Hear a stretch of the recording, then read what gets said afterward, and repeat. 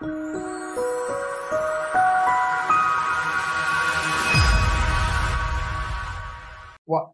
is your take of Sri Lanka, given that we are termed bankrupt, but yet industries like the Ayurveda keeps booming globally? How do you look at this situation? Well, I am honestly thinking the country is not bankrupt. It was made bankrupt by few people who made decisions to benefit them. It is not the population of this country who decided to bankrupt this country.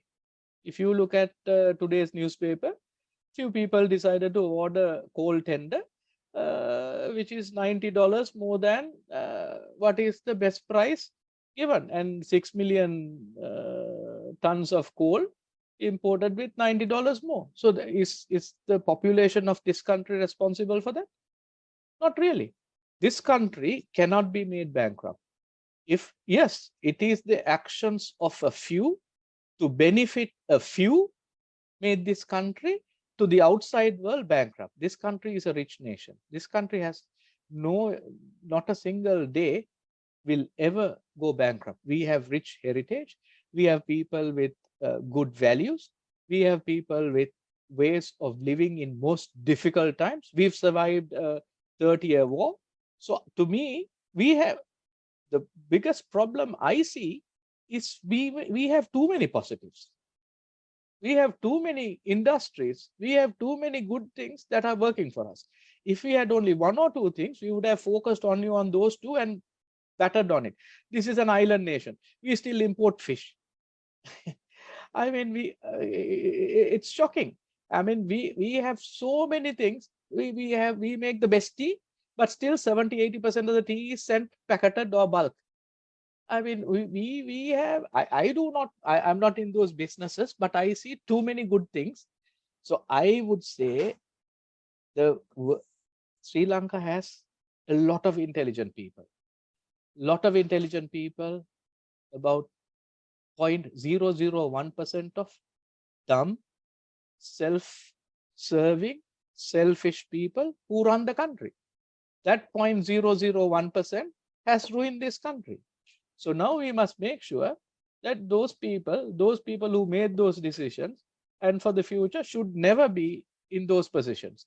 And so that the majority today, I know the taxes have been announced.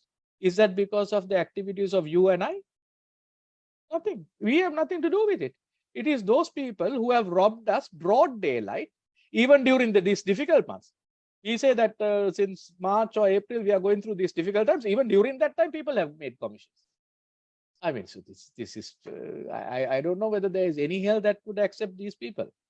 So I don't consider Sri Lanka as bankrupt. I see Sri Lanka is made bankrupt by a select few to benefit themselves, and that it is only short-lived. The moment, but we must change. If we do not change, then the bankrupt concept will be permanently attached to us. So that's my take.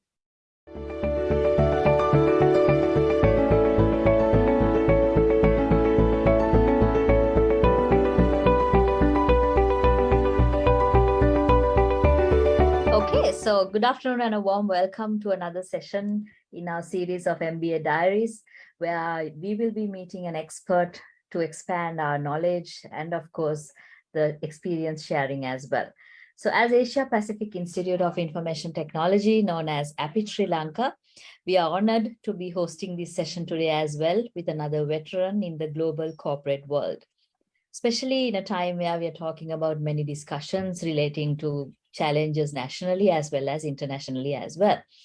So let me warmly welcome all our students who are in the platform today, joining us from the postgraduate cohort as well as from the undergraduate cohort.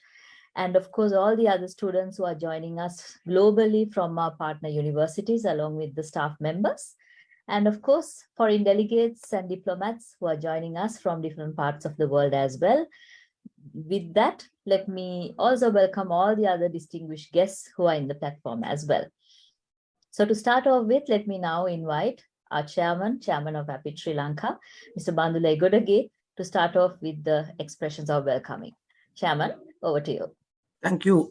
Thank you, Kaushali. First of all, I must say on behalf of the board of directors and also staff and the entire APIT population, the big thank you for Mr. Asoka Hettigoda, personal friend of mine, but known brand name for Sri Lanka, is with us today for CEO's Forum. I think officially introduction will be given by Dr. Rohanta Atukorala. He is the one who initiated this one. The whole objective is to give direct interaction with opinion leaders, the business leaders, for our the total education, the total students population. I think it's a great initiative. So students will get a one-to-one opportunity to talk to business leaders like you, Asoka. I think you will share your experience, you will share your best practices for the betterment of our student platform. Not only the students, it is so happen now, many diplomats, many the different sectors of the listeners or the spectators are joining this forum. Is a really encouraging thing. I think it is more than now. We have done about closer to 90 sessions, if I'm not mistaken. So we are privileged to have you here today, Asoka, to share your experience. And we, as APIT, known for a quality education, we believe that everybody will have their degree or diploma end of the day. Once he completed the thing and completed the course. But we believe that whoever who is passing out from APIT should have a well-surrounded experience, and we believe in the leadership skills. So that is why we are going one step ahead and doing some extracurricular activities like this. It is really a very good opportunity for our students, because you may witness this, Asoka, during our time we didn't have that opportunity. Right now we are giving that straight away to our students to mingle with the leaders like you. It's a great opportunity. There's an industry sort of a licensing, if I may express my view. So without further ado, not taking much time, once again, in spite of your busy schedule, joining us is a big deal, big thing, and really appreciated. So I would like to hand over this to Kaushali and Rohanta to continue. Once again, big thank you, Asoka. Thank you very much, Chairman of APIT and Vice President of Nestle. We have a very eminent speaker today. He's actually a outstanding human being, but actually a very good friend. He's the chairman and managing director of the Hettigoda group of companies, which includes the manufacture of Ayurvedic products, the Siddhalep Ayurvedic Hospital, Siddhalep Ayurvedic Health Resort, Hettigoda City Private Limited, Siddhalep Plantations, the distributorship in India, the Ayurveda in the Siddhalep Ayurveda in Germany, as well as in Czech Republic. He's also a board member of the University of Sri Javadrupura, board member for the Postgraduate Institute of Management, again, University of Sri Javadrupura, vice president of the Hotels Association of Sri Lanka, who was actually past board director of Sri Lanka Tourism Promotion Bureau. I remember when I was chairman of Sri Lanka Tourism, a very vibrant, active member. He's also a member of the National Trade Policy Ministry of Trade and Commerce, which is appointment by the government of Sri Lanka. The beauty about him is he also is a lecturer at the Bandaranaike International Diplomatic Training Center, which tells you how he has time for youngsters. Founder member of the Governing Council of the Institute of Chartered Professional Managers. He's a director for Responsible Tourism Partnership, committee member for the Advisory Committee for professional service sector, again of the Export Development Board and the Ministry of Industry and Trade and Commerce. He's Vice President Sri Lanka German Business Council, and his real accolades that he has got is the Ayurveda Ratna, awarded in 2019 by the All-Party Parliamentary Commission Group, Indian Traditional Sciences and Houses of Parliament, United Kingdom, awarded the recognition of honor by Lord Suri, Houses of Parliament, United Kingdom, honorary fellow of the Institute of Chartered Professional Managers of Sri Lanka, and of course, he's an icon on LMD, Captains of Business, top 100 Sri Lankan business people, top 50 Sri Lanka business people. One could go on the achievement that he has got from the Postgraduate Institute of Management. And in the past, he has been a senior consultant in Pricewaterhouse, Chicago, Illinois, US, maybe in his early life. And then, of course, he was also the Everett Award winner for Northwestern University, once again in the US. Ladies and gentlemen, I have absolute honor, and I'm really I've been knowing him for the last maybe about 15, 20 years. A very beautiful human being, a lovely friend, a real aspirant for youngsters to follow. Ladies and gentlemen, Mr. Asoka Hettigoda. Thank you, Rohantha, for that such magnanimous introduction. I've never heard anyone say all those things, even though it is, when somebody asks for my resume, I do send all of that. But thank you again. And Bandula and Dr. Rohantha are both dear friends whom I have known for many, many decades. And I want to thank APIT for giving me this opportunity to share my story, our company story, our family story to the students who are following the postgraduate degrees. And when I was asked by, if I can call Rohantha, that's what I'm used to call him, Rohantha, a few days ago, actually he gave me only 24 hours. He said, can you do this tomorrow? I said, tomorrow is a little difficult, but certainly day after.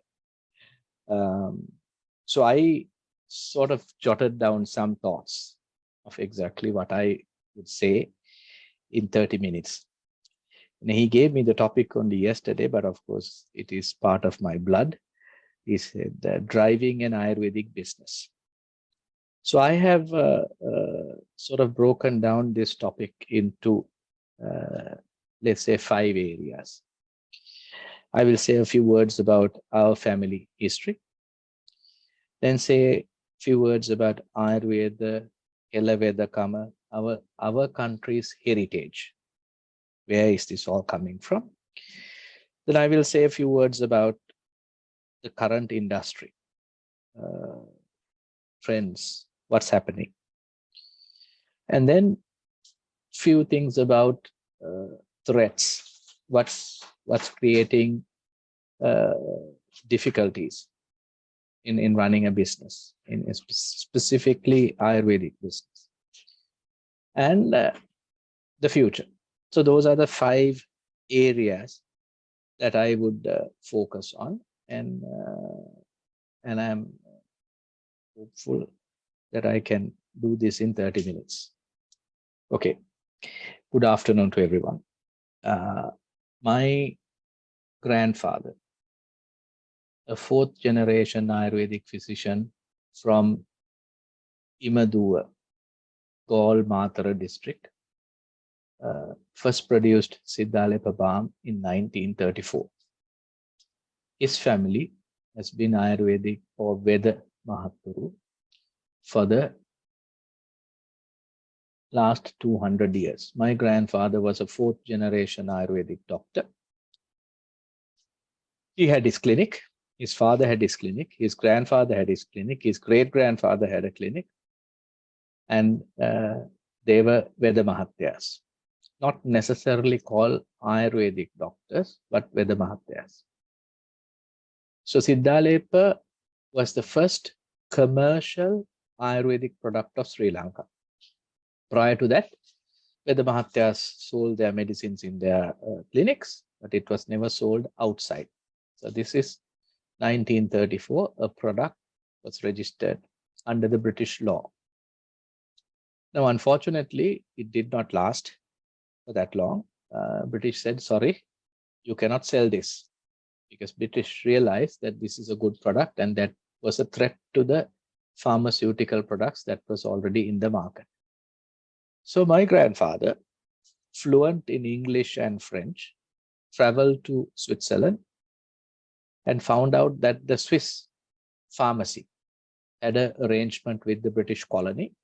If a product or a medicine approved, if it is approved by the Swiss pharmacy, then it is allowed to be sold in the colony.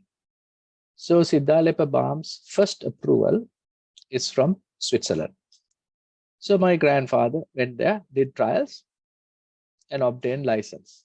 And he returned to Sri Lanka and told the colony, look here, now you cannot deny me because I have a Swiss license. And lo and behold, British said, okay, yeah, that's right. You have a British license, Swiss license, therefore you can sell. So Siddhalepa was under the British Pharmaceutical Act that was here in Sri Lanka, was the first Ayurvedic product to be licensed. So now, but it was not really run as a business. My grandfather was more known for his astrology. He wrote the first astrology book in Sinhala called Jeevitaya Grahayo. That's the first Sinhalese astrology book in Sri Lanka. So he was more known as a well-known astrologer than an Ayurvedic physician. So he didn't run this as a business. By 1971, due to various reasons, my father was bankrupt. He was broke. He had no job. He went to his father and said, give me something. At that point, out of 8 siblings in my father's family, 7 had migrated to UK. There were only few left, and they thought of nothing about doing business in Sri Lanka, which may be even applicable to now, today. But in the 1960s, 70s, they said, well, who wants to live in this poor country? We have all migrated. You do whatever you want with my father's knowledge. So that's what the response from his siblings. So my grandfather, even though had no money, he said, I'll give you all the formulations. So that's how Siddhalepa Balm was given to my father. Then he ran a business. Started as a proper business. He then started incorporating international quality systems. Siddhalepa became the first Ayurvedic company in all of Asia to obtain ISO standards in 1994. Then he expanded his business into producing other products, toothpaste, soaps, capsules, oils, various other products. Then he expanded to service sectors, hospitals, hotels. Siddhalepa became the first Ayurvedic service provider inside a business class lounge. Siddhalepa became the first Ayurvedic company in all of Asia to go and put up centers in Germany, Czech Republic, Slovakia. I mean, even though people speak of Indian dominance, they were way behind. And so my father, should I say, built an Ayurvedic empire. He ran, even though it is still a family-run company, he incorporated a lot of professional methods, best practices to run the company. He removed the so-called red tape. He even put up a notice from day one of this company. He put up a notice outside. It is still there. It says everyone in the company must work for the benefit of the company. And even if the chairman does not work for that, the staff has the authority to remove the chairman. Even though staff is not shareholders, you're talking about the main shareholder, founder. He wrote a note outside, it is still outside, says if the chairman one day does things that is detrimental to the future of the company, he can be removed. So he had a very open door policy. No staff person is required to make an appointment to see him. All outsiders must make appointments, all of that. He says, I do not need to give my staff appointments. Any staff can see me. He had this principle of management by walking. I do not know whether these concepts were there in the 1970s and 80s, but he thought every hour that I sit in the office, I must walk for 2 hours. We will go to each and every section. He will ask the machine operator, how are you doing? How can you improve this? Tell me how we can reduce the wastage. He's asking the operator. He will jot down all of that. He will ask everyone, is there a better way of doing things? So even the lowest level employee felt that he is important. He is not only speaking to his managers or senior managers, all that. When he walks, he talks to everyone. And he also thought that part of our revenue, we must give it free. As a matter of fact, that was part of the agreement that when my grandfather handed over the rights to my father, because traditionally Veda Mahatyas, my grandfather never charged money, zero money. He also did not take in like barter. Those days, if you go to see a traditional Veda Mahatya, you take a bunch of bananas, some rice. My grandfather was on the extreme. If you brought any of that, you won't get medicines. So when Siddhalapa balm was given to my father, he made a request that one, Siddhalapa must always be affordable to the poorest person in the country. Two, a percentage of Siddhalapa balm must be given free. Similar concept like running a clinic. So my father in 1976, he thought an amazingly unique idea. At that time, there were no Sri Lankan balms. It was Vicks, Wintergino, Tiger Balm, Mentholatum, only foreign balms. He thought he would go out to Adams Peak, put up a stall, and give Siddhalapa free. People who go up on the pilgrimage, he will apply Siddhalapa balm because it gets cold. When people come down, they all have aches and pains. You'll apply free Siddhalapa balm. And at that time, even a chair on Adams Peak was not offered free. You had to pay. My father, when he did that, many people threatened his life. He said, so what, you take my life away, somebody else will do this work. So don't think that it is going to come to an end. So he was never afraid of those types of threats. So he continued. That promoted the concept, that promoted the use of balms to everyone. Maybe prior to that, it was only the wealthy who used the balm. Now here, it went across the board. So, and also, he used extremely innovative marketing techniques. He knew that all of Sri Lankans, whichever religion they belong to, we are extremely religious. Once we come out of the temples or churches or kovils, we behave like animals. But at least inside the temple, we are extremely religious. So because of that, he thought of a mechanism to go inside the temples. He went to churches, temples, kovils. He saw every place is extremely dirty. There is no place to collect garbage. In 1976, he said, okay, I will give garbage bins. And he branded Veda Mahatya. And there, within a year, 2 years' time, Siddhalapa was in the most popularly known religious places, whether it's Catholic churches or Buddhist temples or Hindu kovils. Siddhalapa was inside in all of them. And he initially did not want any marketing, but he had to put his name because people were removing the garbage bins and taking it away. So he had to put his name on. And there, people, in 1970s, the concept of corporate social responsibility was not even coined. That was not there. I mean, world over, even in the US or UK, that 3-4 words together was not even spoken of. Also, he used some amazing marketing strategies. Siddhalepa was one of the first products in all of FMCG categories to carry all 3 languages. Siddhalepa was also, instead of only looking at what we can do in the market, he did vehicle branding. He put, during Vesak, he put a Vesak bucket on top of the cars. And he traveled around. First time ever in Sri Lanka, you see vehicle branding. So likewise, there were lots of extremely unthinkable, innovative, creative things were done to get Siddhalepa to this level. So now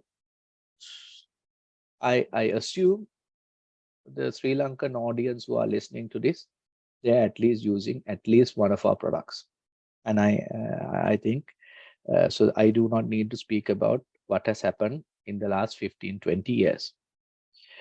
Now I want to, so my father took over. As I said, he expanded the business to different sectors. Today, we are looking at even expanding our manufacturing activities, maybe going outside, looking at other options. Now next I want to speak about exactly what is this Ayurveda? Is there something unique? Is it Indian? What are we talking of? Sri Lanka's heritage in Vedakama or Sinhala Behet goes back to Ravana's time. That is more than 6,000 years. King Ravana was the best known Ayurvedic physician. He even wrote many books. He is the inventor. He is the one who found out Vapitsep, the concept. He is the one who found out pulse diagnosis. He is the one who created this special medicine called Rasa Behet, medicines made with heavy metals, minerals. Those are the best. Even the medicines now spoken of using cannabis, all that is what Ravana created. So we have a very old heritage. And even in the best known mythology, though we call it mythology, Indians call it real story, Ramayana. Ramayana speaks of the strengths of King Ravana. Ramayana says that this country is land of medicinal plants. This small country has so many endemic medicinal plants, such a rich biodiversity than most other countries in the whole world. This small country has more than 700 endemic medicinal plants. So that clearly shows that these plants are only unique to Sri Lanka. And also historically, we also know Balangoda cavemans. Balangoda caves have frescoes that dates back 25,000 years. Even at that time, our traditional Veda Mahatyas knew where were the pressure points. The pressure points depicted in those animals are exactly the same pressure points that the mahouts today use to control the large elephants. So look, you have to look at how extensive our medical knowledge. Sri Lanka is the only country to have kings who were Veda Mahatyas. King Buddhadasa. He even wrote books. King Buddhadasa was also one man who performed brain surgery of humans. And it's only recently that Harvard University with NASA identified that you can fit a horse's head to a human being because the circulation, blood circulation will happen in the same manner. So now these are all part of our history. So when people say that Ayurveda, the word Ayurveda is Sanskrit. It is not part of Sinhala language. Sinhala language is Hela Vedakama. So Ayurveda was introduced, the word was introduced in the 1950s, when then the government invited Indian scholars to set up an institute, a department here. sadly, instead of calling it Helavedakama Institute or Helavedakama Department, they at that time called it Ayurveda. Until that time, there is not a single shop was called Ayurveda Behet Kade, because they were all called Sinhala Behet Kade. And that is there even in Jaffna today. If you go, you still have Sinhala Behet Kade. So that's the heritage of this Ayurvedic or Sinhala Vedakama. I will use the word Ayurveda because that's what most people would know. That is what people think our Vedakama is. But however, it is truly not the traditional what you find in India, but there are a lot of similarities because maybe thousands of years ago, these two countries were joined, and maybe the type of materials, the philosophy are quite similar. Now, so that's just a brief history of our heritage. And I think sadly, many people either do not know about it or many people disregard. But I think future lies in our heritage. Future lies in highlighting our uniqueness. Future lies in highlighting how natural medicines are. Now I want to go into what has created the environment, what are the trends. Now we know COVID, the reason is, I believe it's still a pandemic. WHO has still not taken the phrase pandemic out of COVID yet. Some of the most developed Western countries had the highest number of casualties. Mortality was extremely high. And they had the best medicines. They had everything. And but their casualties were very high. A poor Sri Lanka, looking at it, unfortunately, though Sri Lanka, with all that heritage, we somehow managed to come. And if you really look at how did this happen, everyone in Sri Lanka had Peyawa, Paspangua. We knew how to manage respiratory ailment like common cold or cough. These are age-old remedies. We put some Siddhalepa balm and inhale, and then it will destroy whatever the viruses on your throat, respiratory system. You would drink warm water. You would drink asamodagam. Because of that, even though vaccines arrived much later, he had very few casualties. But even for that, our lame government of Sri Lanka, for the first time ever, even wrote letters to shut down Ayurvedic hospitals. So now I'm telling you about trends. This is a country where the whole world is looking at natural remedies, how we can get better, etc., etc.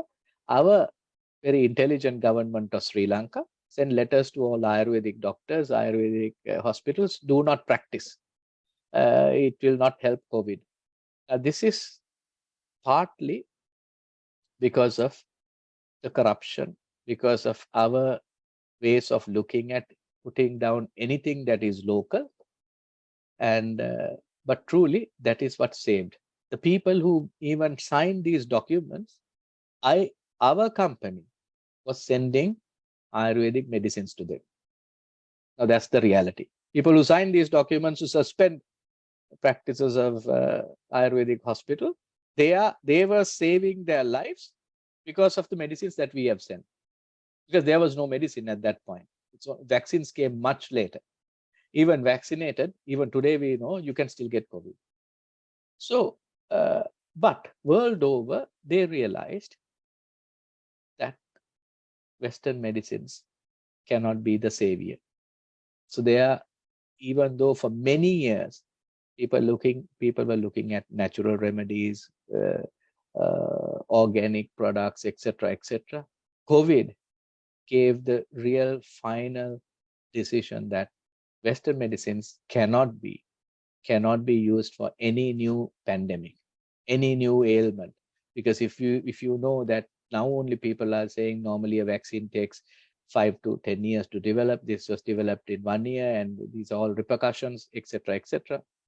Now people want to know, how can I boost my immunity? How can I strengthen my immune system? So even if I am infected with a virus or a bacteria, my effects will be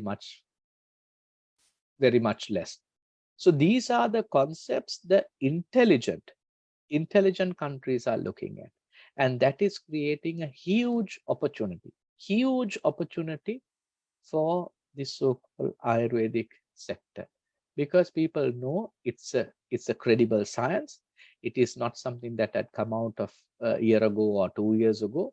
It is a fully established medical science, and I must say, thanks to our Indian partners, they are making this known to the whole world. They are having international conferences, etc., etc. They are conducting research world over, saying that how strong the Ayurvedic medical system is.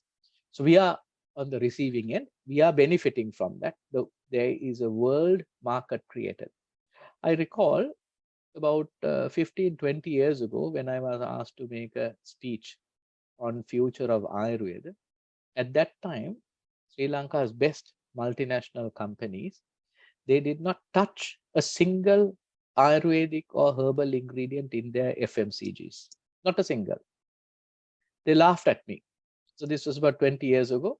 I said, you will not be able to produce even your best selling brand without an Ayurvedic ingredient. Today, if you look at the best selling toothpaste, best selling soap, even best selling washing powder now has to include some Ayurvedic ingredient. So I see the trends are there, where people are asking, people are seeing the benefits of these things. So I see there is a positive trend for Ayurvedic companies, and this is, I think we have to take it. It's become a more of a common knowledge. People today know benefit of kohomba, which we had years of difficult times to convince. When a multinational comes in and puts a drop of kohomba into a product, they go to town in advertising marketing. Yes, I see, I will touch on the negative aspect, but right now I see a huge benefit, because it's broad basing the awareness. It's broad basing the knowledge of the benefit of these ingredients, because these are companies who didn't have even iota of confidence in our traditional systems, traditional knowledge. So this is not a local phenomena. This is a phenomena happening world over. World over. If you say 30, 40 years ago, people were speaking negatively on coconut oil. Today, coconut oil is a huge savior. People drink coconut oil in the West. We Sri Lankans still don't drink coconut oil. We still only cook with coconut oil. But today, see how things have changed. 30, 40 years ago, they said coconut is the worst thing possible. Today, they say, because they wanted to promote their soya oils, various other oils. Now today, they are saying coconut oil is the best oil, even for people with Alzheimer's, various other difficult to treat ailments. Today, they say if you drink some coconut oil regularly, within 3 months, 6 months, a year, you will recover. You will not even get it. Even for people who have cancer, now you say the poor man's food, like manioc. If you eat manioc, it will kill the cancer cells. Now, these are part of our traditional knowledge. And most recent one is moringa. Moringa is poor man's diet. Today, they are calling it as superfood. I mean, how many of people in Colombo eat moringa?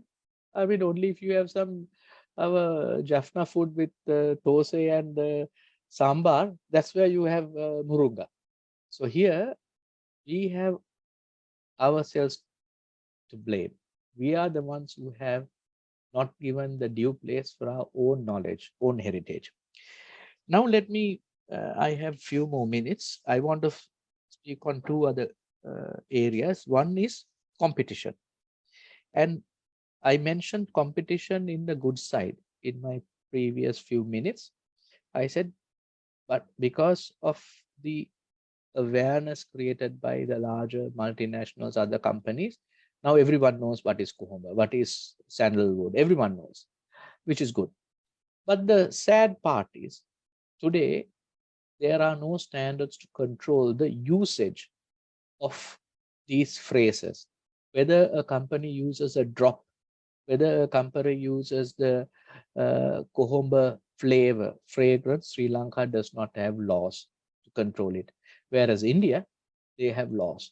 They say that if you are using any Ayurvedic ingredient, you must obtain license from the Department of Ayurveda and you must put a certain percentage of Ayurvedic ingredients. Now, Sri Lanka, of course, we don't have any of that.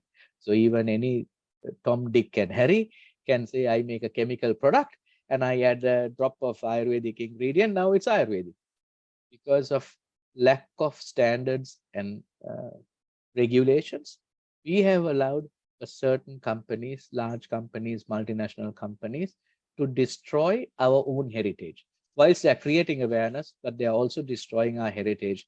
If you have such good Ayurvedic ingredients, you don't need chemicals. Even recently, I was asked to come and speak at a forum. I said, if you want to add chemicals to Ayurvedic products, why do you want to call it Ayurveda? Might as well call it chemical. I mean, if you know that Ayurvedic products can provide these benefits, you don't need chemicals in that. So therefore, I feel it's a huge threat. It is not competition. I call it unfair, unjust competition, because they are using the awareness, they are using the uniqueness of Ayurvedic ingredients, Ayurvedic heritage for them to expand their market. I see that because the products who have only use chemicals are gradually, their growth is coming down. Their growth is slowing. So they have to hang on to some other traditional concepts.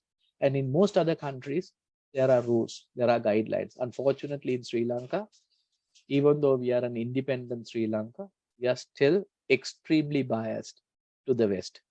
And even though I know my dear friend Rohanta and Bandula, they may have worked for certain foreign companies, but I think we all have done that.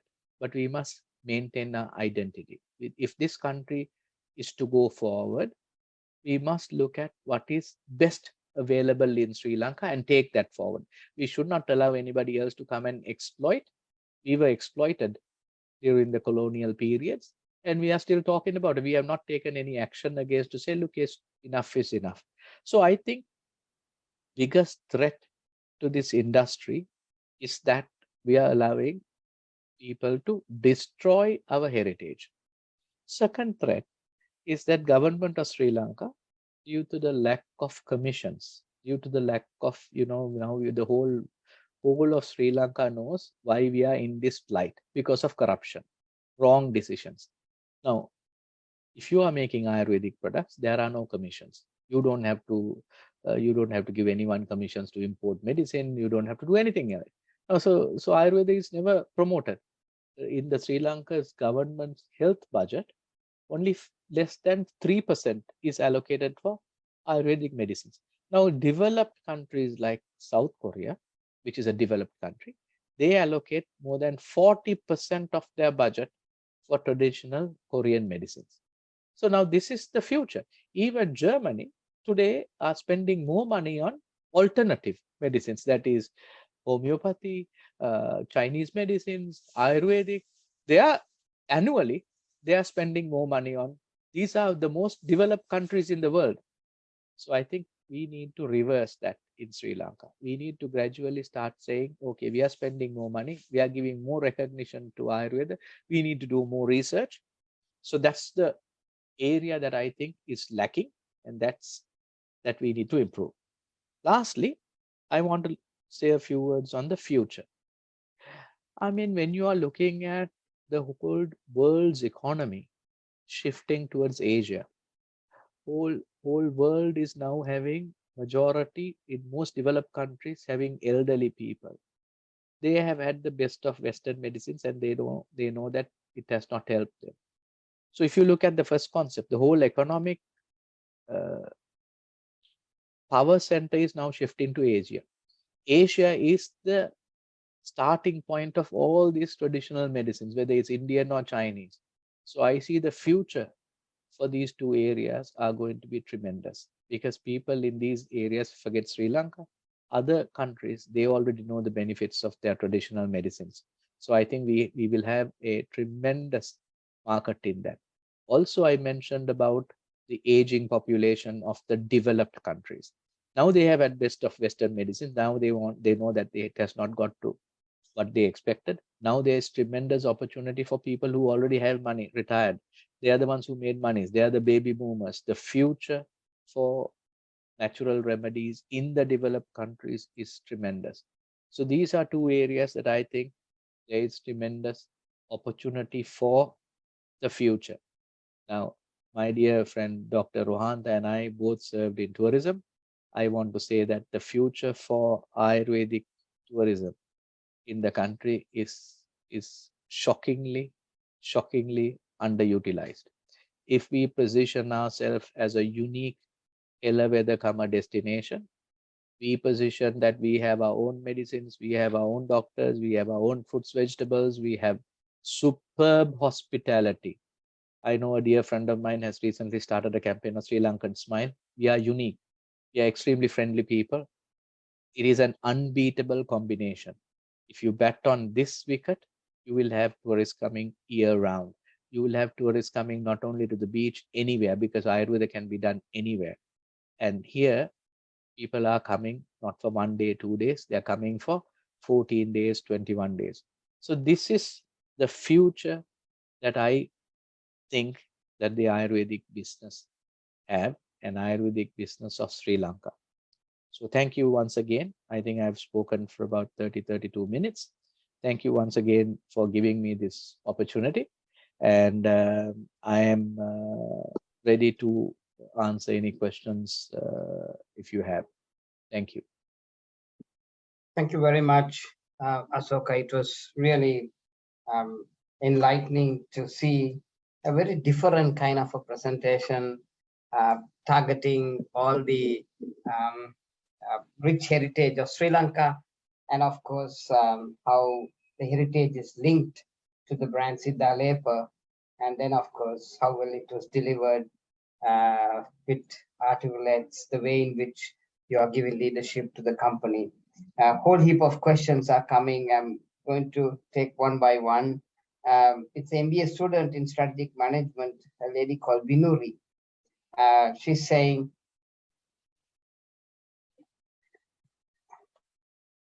what is your take of Sri Lanka, given that we are termed bankrupt, but yet industries like the Ayurveda keeps booming globally? How do you look at this situation?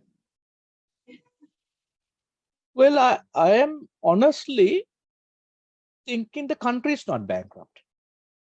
It was made bankrupt by few people who made decisions to benefit them. It is not the population of this country who decided to bankrupt this country. If you look at today's newspaper, few people decided to order coal tender, which is $90 more than what is the best price given, and 6 million tons of coal imported with $90 more. So is the population of this country responsible for that? Not really. This country cannot be made bankrupt. If yes, it is the actions of a few to benefit a few made this country to the outside world bankrupt. This country is a rich nation. This country has not a single day will ever go bankrupt. We have rich heritage. We have people with good values. We have people with ways of living in most difficult times. We've survived a 30-year war. So to me, we have the biggest problem I see is we have too many positives. We have too many industries. We have too many good things that are working for us. If we had only one or two things, we would have focused only on those two and battered on it. This is an island nation. We still import fish. I mean, it's shocking. I mean, we have so many things. We make the best tea. but still 70-80% of the tea is sent packeted or bulk. I mean, we have, I'm not in those businesses, but I see too many good things. So I would say Sri Lanka has a lot of intelligent people, about 0.001% of dumb, self-serving, selfish people who run the country. That 0.001% has ruined this country. So now we must make sure that those people who made those decisions and for the future should never be in those positions. And so that the majority today, I know the taxes have been announced. Is that because of the activities of you and I? Nothing. We have nothing to do with it. It is those people who have robbed us broad daylight, even during these difficult months. We say that since March or April, we are going through these difficult times. Even during that time, people have made commissions. I mean, so this is, I don't know whether there is any hell that would accept these people. So I don't consider Sri Lanka as bankrupt. I see Sri Lanka is made bankrupt by a select few to benefit themselves, and that it is only short-lived. The moment, but we must change.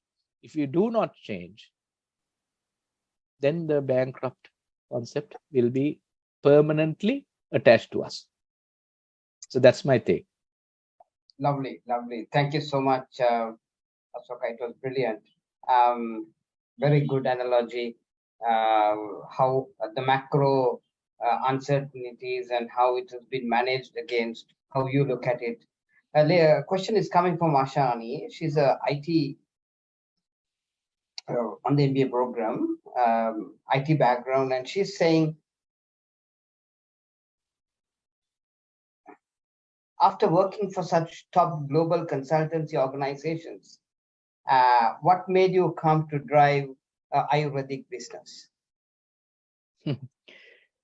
Very interesting. In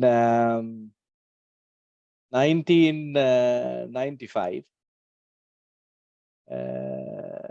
I was promoted to be a manager of Pricewaterhouse. And my first degree is in artificial intelligence. And my job was to interview CEOs and figure out the knowledge of what they have. So when a new CEO comes in, a system will tell the new CEO, here, this is the heritage of former CEOs. Knowledge, which is extremely difficult to document. So in 1995, Pricewaterhouse said, look here, you have to sign a contract. I had been employed with them for 6 years. I said, what is this? No, now you have been selected to be in our partnership track. So you are going to be a new partner in 6 years, but you have to sign this thick document. So I said, look here, that's very difficult. I'm honored. Yes, you should be honored. The Chicago practice had at that point more than 300 consultants, and you are the top 2. So we have selected 2. And I said, very interesting. Then they said, no. 50% of the selection drops out. So only 1 makes it to the top. So I said, once you sign this document, you cannot quit, because we will share a lot of confidential information. We will take you to various projects, and our top clientele is at that time IBM, ExxonMobil. This is what PW's clientele. So I said, I need some time off. I came home. PW still paid me, and there was something called Lotus Notes. I was supposed to write Lotus Notes. And then my father said, I can offer you a job. I said, at that time, my salary was $75,000 US. I had my own house. I was a citizen. My father said, I'll give you 5,000 rupees. And that is, $1 was 50, so $100. And in the office, you cannot call me father. I am chairman. I will not charge you to stay at home, even though I'm staying at my father's house. He said, no, now you are an employee. I will not charge you for food. You will have to start at the bottom, all that. I said, that's not a problem. I said, okay. So I wrote back to PW and said, look, I need 6 months. They said, no, take your time. And this is Ronald Reagan's time. Economy was so good. They were paying my salary for me to stay at home because I am now one of the 2 people selected to become a partner of the Chicago office. And they said, no, you are in the select group, so don't worry. So after 2 months, 3 months, I couldn't get along with my father. I said, nonsense. He would have big meetings and he would say, maybe America, he has to first learn Sri Lankan ways of doing it. So don't do anything what he does. What he says, nothing doing. First, he must do and prove that it works here. American systems don't work here. So I got mad and I said, okay, I'm going. He said, okay, no problem. I developed this business without you. So because you asked, I never asked you to come back. You came back. So no problem, I went back. So when I went back, actually, in the US, as Rohanta, you know, we have what is called a mentoring program. When I joined PW, there was a mentor. At that point, after 6-7 years, that lady was a partner. So I went to office. I had a job, so I went to office. Within a week, she said, hey, what the hell are you doing here? I said, no, I've decided to come back. She said, no, let's have coffee. And she said, nonsense.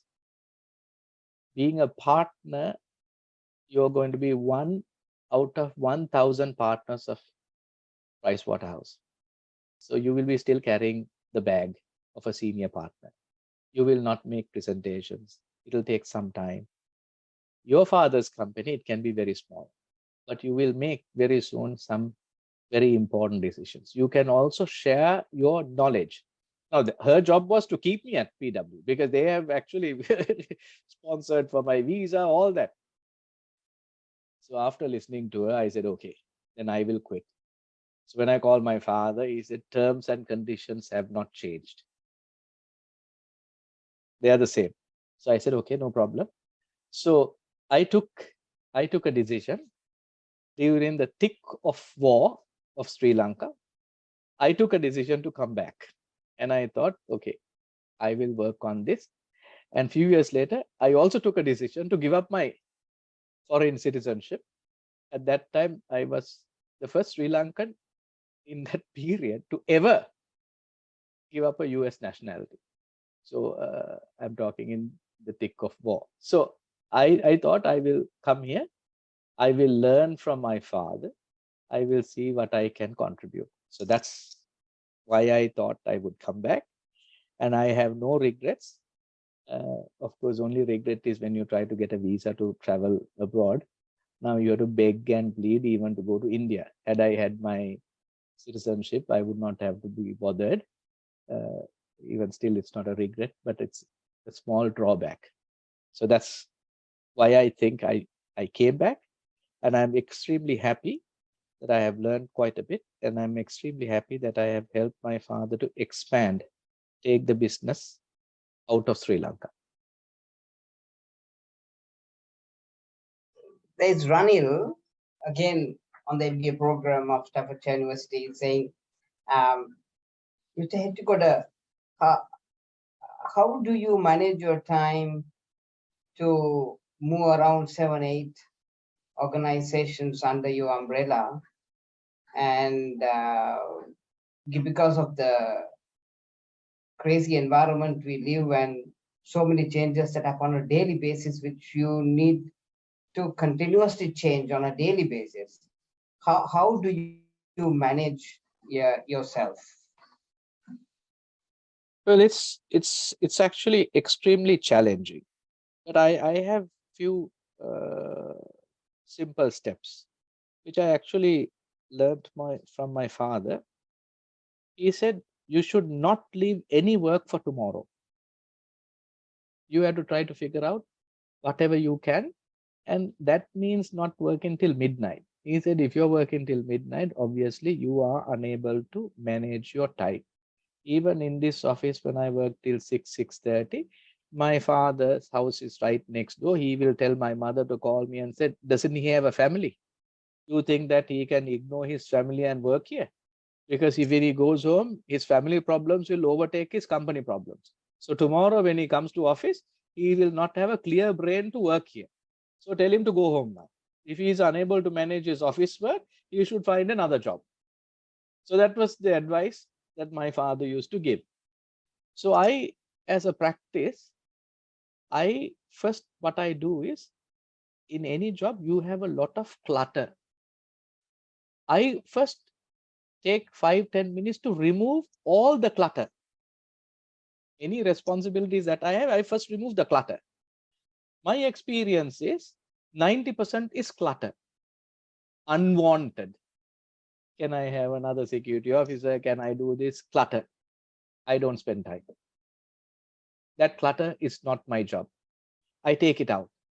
Then when you really look at your real problems, you have 10%. And when I look at a real problem, my brain is very small. I take only one problem at a time. I cannot take 3 problems, 2 problems. I don't do that. When I address one problem, I go into the real depth. I have a good understanding. Then I know I don't have to spend any more time. So people who know in our company, if they come to meet me, they have to know more than I do. If I ask a question and they say, I have to come back, I don't give him another appointment. You have to know more than I do about their job. They are not going to come and ask about my job. They are going to come and ask about what the responsibility that they have been given. So I use this philosophy when I tackle a particular problem. I don't entertain other problems. I go through that. I go through all the details. And so that allows me to save time. And also I have what I consider problems are prioritized. So every day in the morning, before I come, I go through all the list of things that I have to attend. And I know that certain things I must attend and I do it. So I think this is something one must figure out what is the best way to manage the time. But that doesn't mean that I do miss certain important things as well. But I'm quite careful in that. And I have what is called a electronic diary.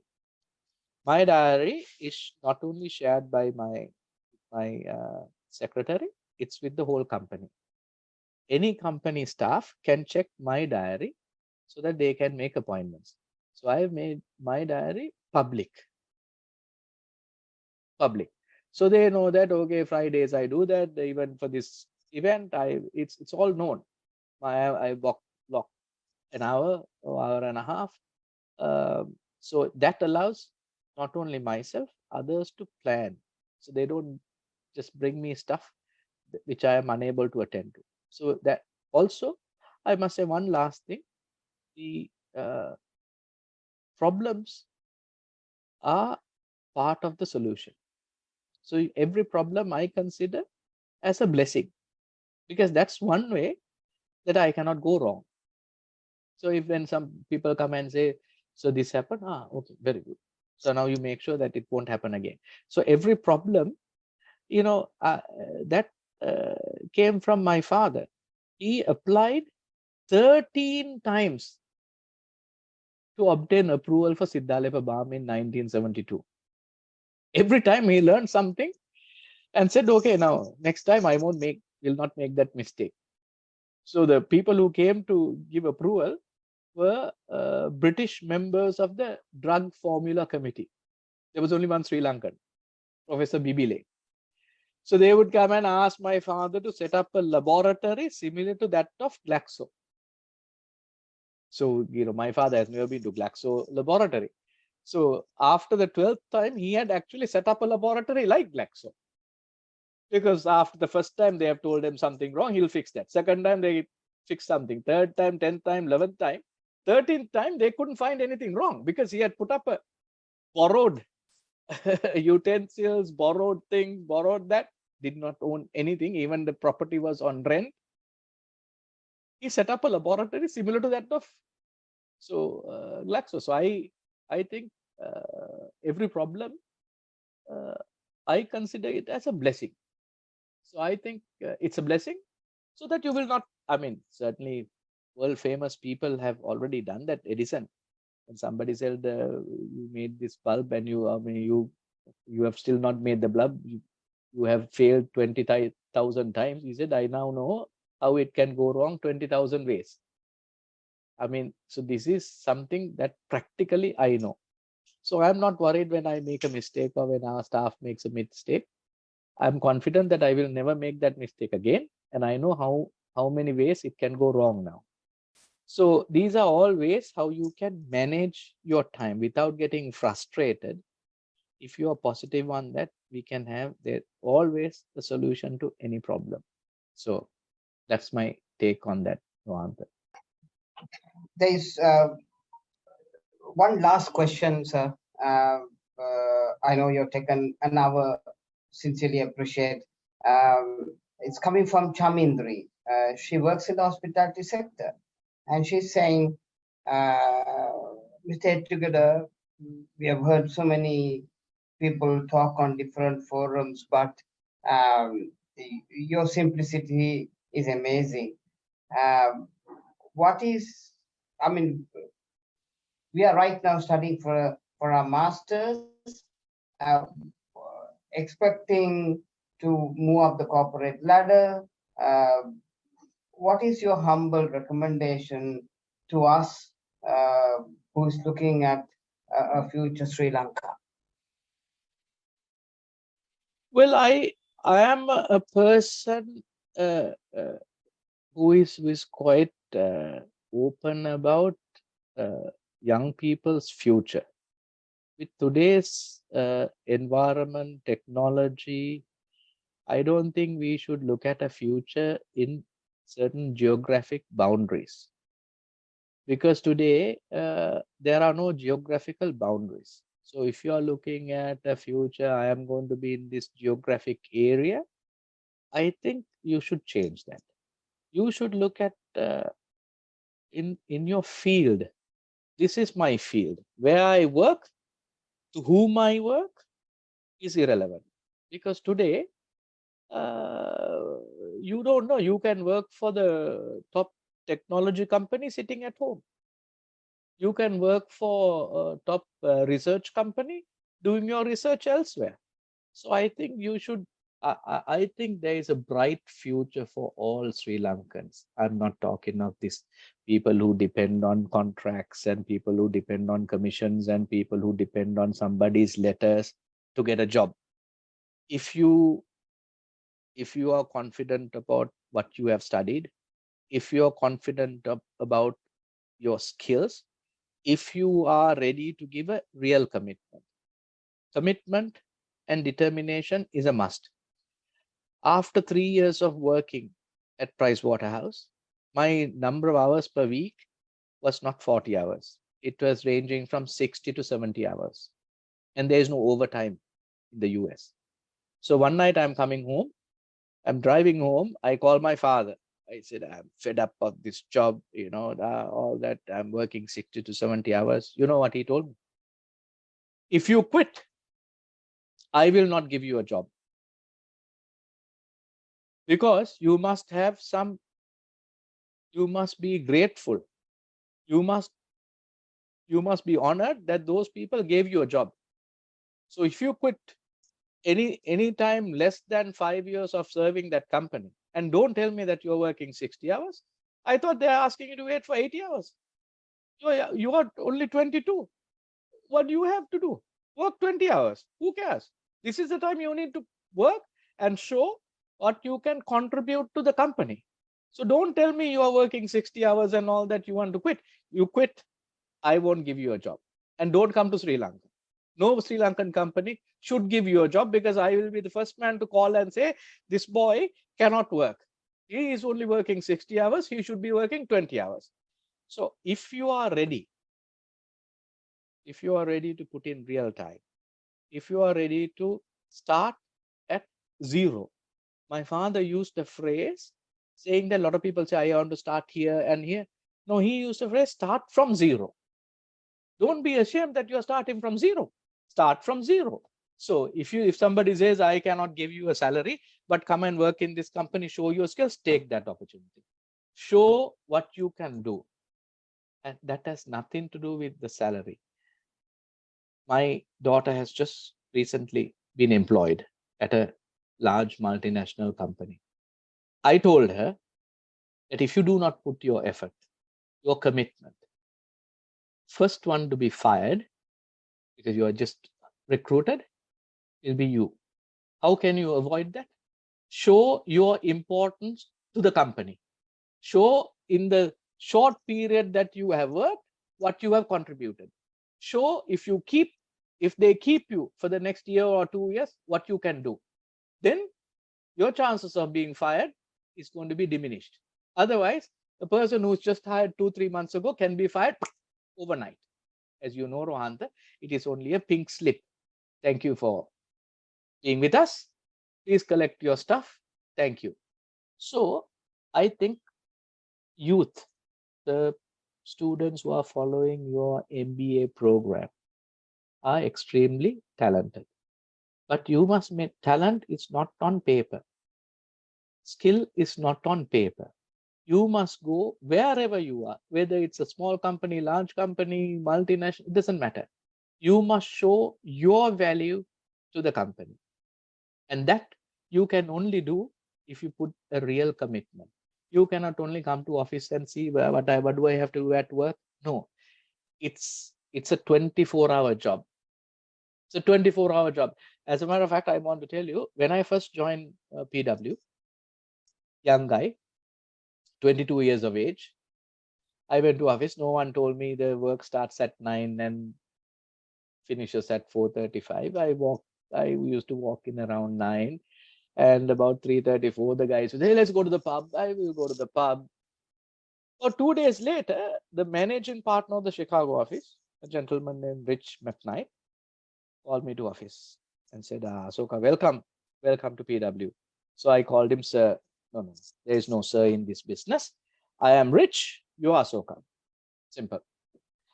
Then he told me, Asoka, today is probably the last day that you would come to work at 9, go home at 4:35. No, I didn't understand. Second day of work, my offer letter says 9 to 5, and this man tells me last day. I didn't understand. A week later, one of the senior partners on a Friday at 4 o'clock brings me a document this thick, about 500 pages. Said, Asoka, I have a presentation tomorrow morning. Can you prepare an executive summary? It cannot be more than 2 pages. But since you are doing this for the first time, will you come? My presentation is at 9. Will you come to the office at 8? Brief my junior, because you cannot make a mistake. Brief my junior on your presentation. And this is at 4 o'clock. He didn't care. My office finishes at 5 and it's a Friday. Even if I read 20 pages per hour, I have to spend 24 hours to read that. Nothing doing. So I read everything and all that. Saturday morning, I came to office. Not a single soul in the office. Now I'm calling him. Of course, there was no mobile phones those days. I'm calling and nobody is there. So finally, I see some cleaning lady. I asked, hey, where is this? She looked at me and said, are you crazy? You think so-and-so partner comes to work on Saturday? I have never seen him on a Saturday. I said, no, he told me. No. I said, can I get secretary's number? Yeah, you can have secretary's number. I called. I said, Asoka, you think so-and-so comes to work? No, I said, he wanted me to prepare this thing. You are recruited week ago. You think they will listen to your executive summary? I said, no, he gave me this document. Yeah, he has given this to many people. I said, so why the hell did he give it to me? He wanted to know 2 things. Whether you understand a deadline, whether you understand responsibility. Why? Deadline is 8 o'clock in the morning and you had to be in the office by 7. The security book says that you have already been in the office. 2. You have delivered 2 pages. So he said, you are fit to be an employee. Now, this is one of the best companies in the US to see not the content, my ability to live up to, among the many standards, a few standards. So I think Sri Lankans, we can do it. We can do it. If we take it to our heart, if you say that I am going to be better than other people, we can. That's why all of our neighboring countries are scared of Sri Lankans, because wherever we go, we shine. Wherever we go, we have that additional talent of being island mentality. We have to be scared. So we do better.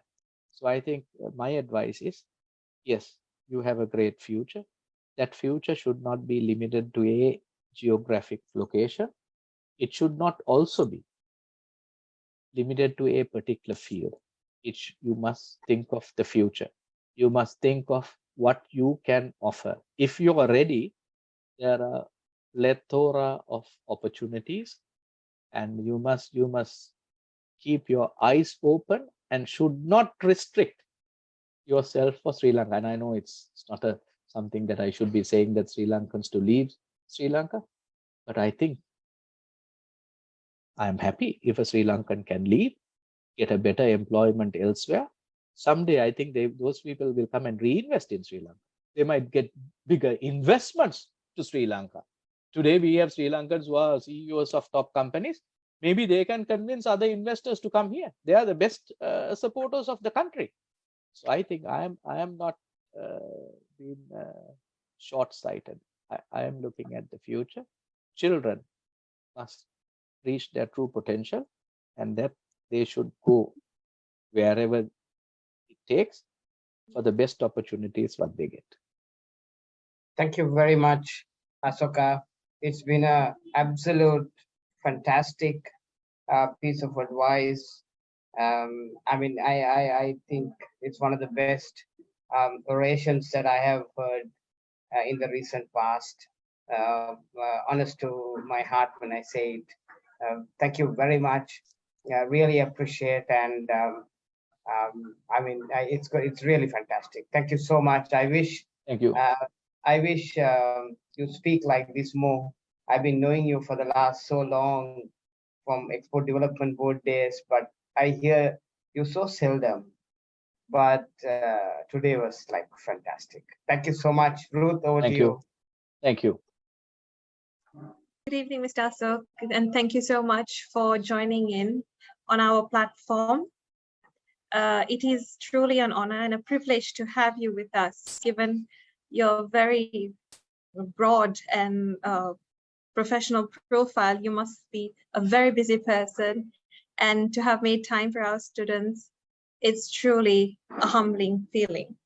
So this said, I am sure the journey you have shared of how Siddhali became to be what it is today will be a motivation and inspiration to our young entrepreneurs in the audience, so that they don't lose courage in any future endeavors that they may have. So with this, we have come to the end of yet another MBA Diary session. And as always, I'd like to remind our industry partners that at APIT, we have a well-structured internship program. And if you have any opportunities at your organization, to please do share with us. And I would also like to thank our IT team for their technical support, all our students, undergrads, postgrads, as well as our well-wishers in Sri Lanka and abroad.